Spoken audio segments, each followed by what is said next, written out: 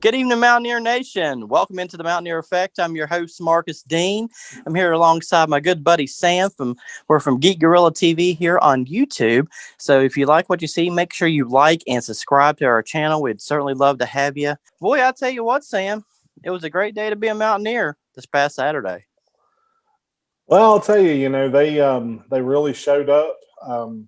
They showed, that good things can happen when you catch the ball. The defense was really what impressed me the most. The defense really showed up big. They played a really hard game.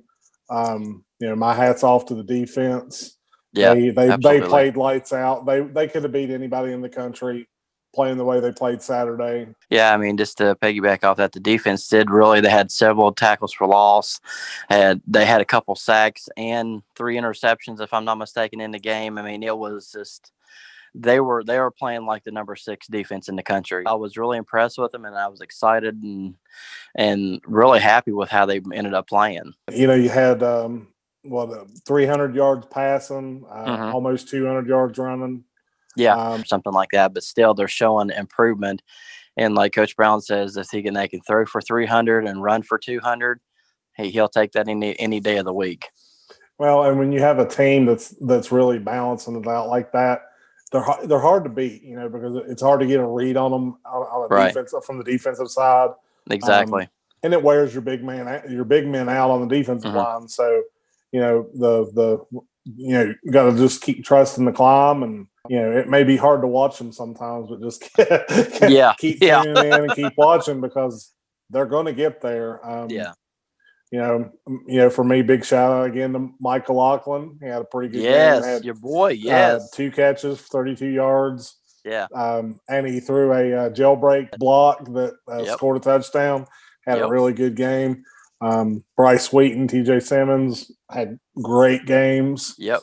And I only nag on Bryce Wheaton for one thing. That one touchdown that they hit him over the shoulder, hit him right in the hands. That's the only bad drop they had all game.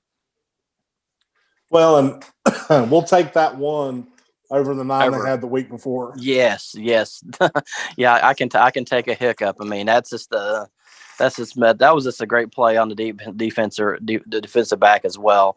Like we talked earlier in the week, at any time I didn't feel watching a game, I didn't feel like we were going to lose this game. There was never a doubt that came through in my mind, like saying, not like it was for sure. Like it was like a Texas Tech, because as soon as we seen Texas Tech that first drive with Chumby as their quarterback, we're like, oh shit, we're in trouble. Oh yeah, we knew immediately. Yeah. I think we both knew immediately that we were going to be in trouble. And that happens. When you're not as prepared for certain looks or things you don't think you're going to see. Exactly. But and we still almost pulled that one out. But this was a really good quality win. I think it showed that West Virginia could be a top 25 team. They just, they're a touchdown away from being 5-1, really, and exactly being in the top 25. Absolutely.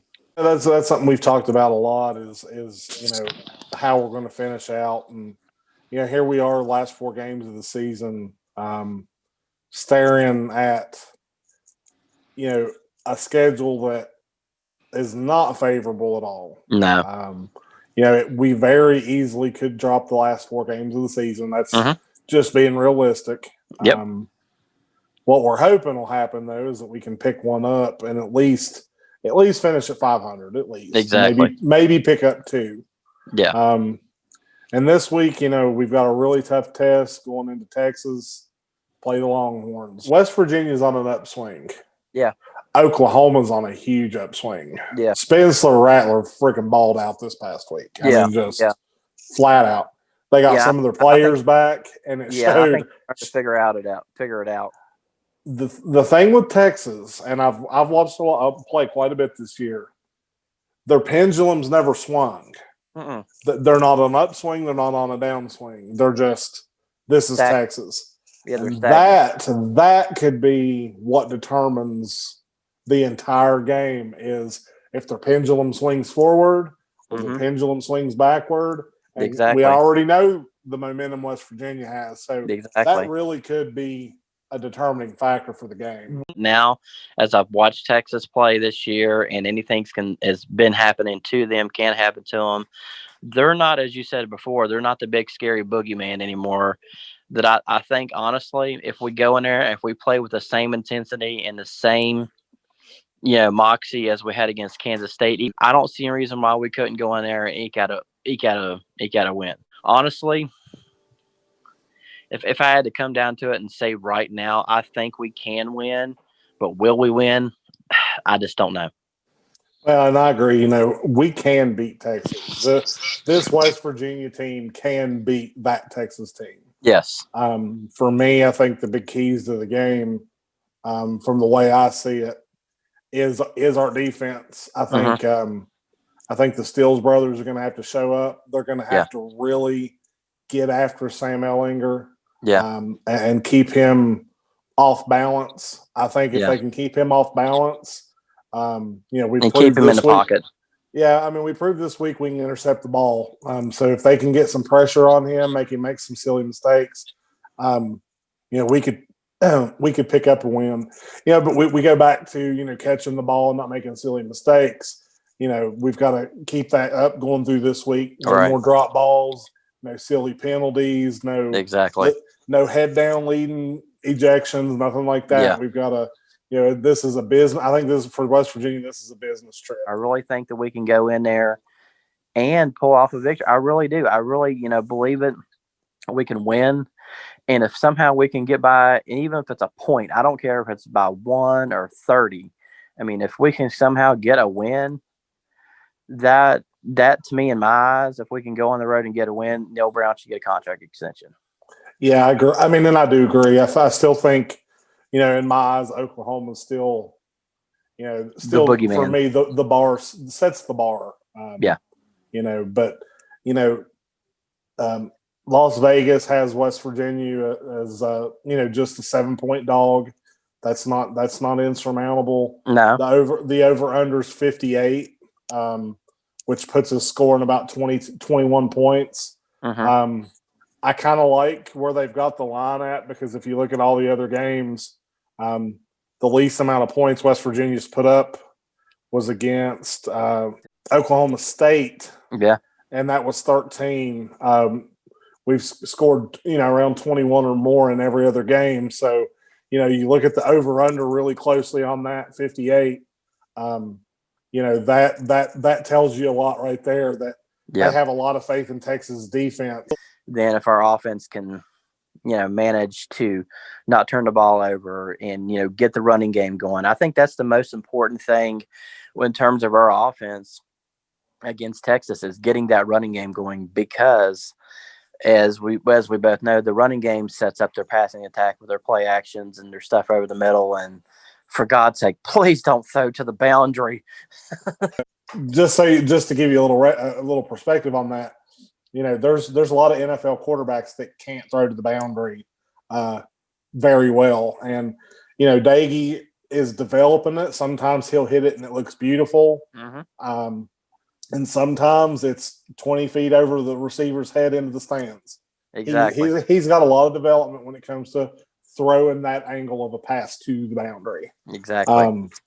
But the one thing I will say about Daggy and his throwing ability, and it's something I really noticed this past week, is his ability to throw through small windows. Yeah, he can pinpoint a ball with a great amount of accuracy, and that's something that I think you're going to see even more and more as he develops the ability to thread that needle and get that ball where it needs to go.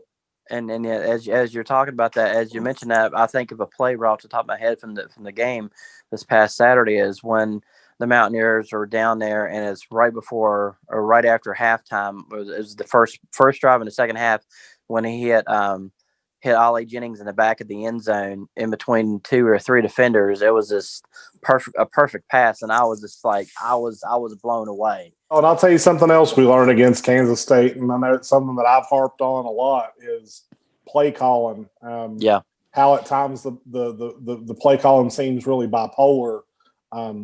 The commentators actually discussed that. I don't know if you caught that or not. like, wait a minute, because I was watching the game and I'd run it back on my DVR. I was like, wait a minute, what? But apparently, what you're saying there, Jared Parker, which is the co-offensive coordinator and also wide receivers coach, he coaches and calls plays when they're in the red zone. Then Neil Brown calls the plays when they're outside the red zone and on any other parts of the field, which strange. It's very strange. I mean, that's all I can come up with is strange. I mean, weird, strange.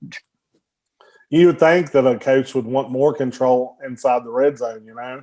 Yeah, So exactly. I mean, that's what made it even odder was, when it comes to scoring, he puts it in somebody else's hands. I just, Yeah, I think it's kind of funny, but I think that'll get cleaned up in time. yeah. I It comes think with experience. exactly, and this is Coach Parker's first year in the Mountaineer system. Even though him and Coach Brown has been on staff together before. I mean, this is the first time they're working together as Coach Brown as the head coach and Coach Parker as the OC. I mean, I think this is the first time that they're saying, okay, what do we got? And plus, if you think about it too, West Virginia is still a relatively young team on both sides of the ball. I mean, everybody hates, your average fan does not want to hear, we're a young team, we're a young team. But in reality, we are a young team. I mean, that's just the way it is. And it's just going to take time. And, people want, what I don't like when people, start harping about, this coach needs to go or that coach needs to be fired, et cetera. What people don't realize, it takes a good 4 to 5 years to build a program. And when that's through recruiting, because you got to get through the cycle of the old coach, and you need that time to build a program. And I think right now Neil Brown's doing it the right way, and he is already getting comparisons to Don Nehlen, because how folks would always say that doing it the Nehlen way, doing it the right way, that's the way Coach Brown's doing it, and he's holding a lot of respect. So that makes me think he's going to stick around in Morgantown for a long time. Well, and I certainly hope so. That's still, I keep going back to Oklahoma, but there does come a point, where Dana couldn't jump the shark, so to speak. Yeah. Where I think Neil has it in him to do it, and I think this could be the year, and we'll just have to wait and see how it goes. But that's the thing. That I've heard a lot of chatter about Texas and the Big 12 championship and this and that. And my thoughts was, you look at the overall records and the conference records from top to bottom. The Big 12's wide open. Yep. West Virginia really has as much of a chance to win it as anybody else. Exactly. Considering the meat of their schedules coming up. They win a couple of those, a few of those games, and they'll be at the top of the Big 12. So exactly, if they could win 3, over the next 4 games, if somehow they can manage to win 3 out of 4, which that would be fantastic. It'd be over the moon, moon. That would be that would be the fantastic way. To win 3 out of 4, and plus going through what we've been calling this whole podcast here, Murderers Row. Like you said earlier, we could realistically, go drop the last 4. We could win 1, we could win 2, we could win 3 out of 4, or heck, we could win them all. But realistically, you got to think what we've been saying. If we can get a split, a 2-2. That would be a nice building block for the future. Neil Brown seems to be hitting on all cylinders. He seems to be doing everything right, and that's a good sign. I think with Neil Brown at the helm, the sky's the limit. Yeah, absolutely, I agree. But let's go ahead and get into bowl predictions here. We've been kind of patting ourselves on the back here. We've been doing pretty good here in our bowl prediction segment of the broadcast. What's your big bowl prediction for this week? My bold prediction for this week is that we're going to see a defensive game. We're going to be way under that 58-point over-under. I think we're looking at a 13-10. score. I think it's going to be a nail biter. It's going to be super close. I think it's going to come down to the play of Darius and Dante Steele. I think Daggy will have a solid week and Letty will have a solid week. I think West Virginia is going to have a problem finding the end zone this week. But in the end, I think West Virginia pulled out 3-point victory. Wow, that's a bold prediction. Well, as thinking in terms of bowl prediction, I think I agree with you there on that aspect. It's going to be a low scoring game. I don't think we're going to see, score in the 30s. I think it's going to remain remotely low. I'm thinking on the lines of more or less 20. I don't know why this score just popped in my head and it's stuck there. I'm thinking 24-20 Mountaineers. And how I get to there is on the last two minutes of the game, Daggy drives us down, and instead of pounding it up the middle like everybody's going to think, Daggy's going to pull the ball, sweep around the guard, swoop around left guard, left tackle, score the winning touchdown, throw the horns down, and we eke out there with a win. He better not throw that horns down. They'll run him out of town for that. They'll run him out on a rail. I think it's going to be a good week. I think it's, traveling down to Texas is never easy. The kids are going to be jet lagged. They're going to be. That's why I kind of think it's going to be a really low scoring game. Is the defense will show up and keep Texas from scoring, and we'll have problems finding the end zone. Yeah, that's why I think it's going to be a really low scoring game.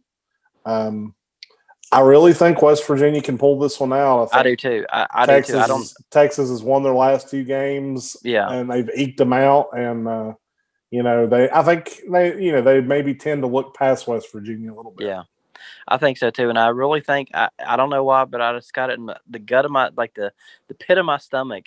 Is this? I've been thinking this ever since. I've been watching Texas play and us play. We're getting better every single week. We're getting better. I mean, I think we can really win this game. I really do. You've been listening to the Mountaineer Effect right here on Geek Gorilla TV here on YouTube. We'd like to thank you for your time and allowing us to come into your home or wherever you get this broadcast at. Plus, if you do please like and subscribe to the channel below. We'd love to hear from you. In that case, let's go Mountaineers. Woo!